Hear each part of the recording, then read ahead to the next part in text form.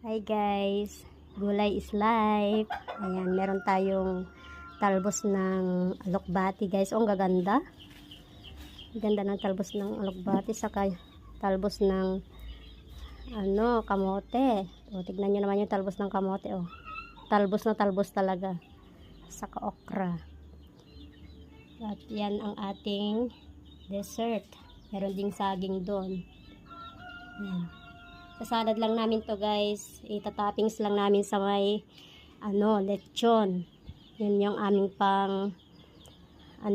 panggabihan. Meron ditong kapares ng yung lechon din oh. Alam nyo to guys, masarap tong lagyan ng kamatis. Tawag namin dito pukpuklo.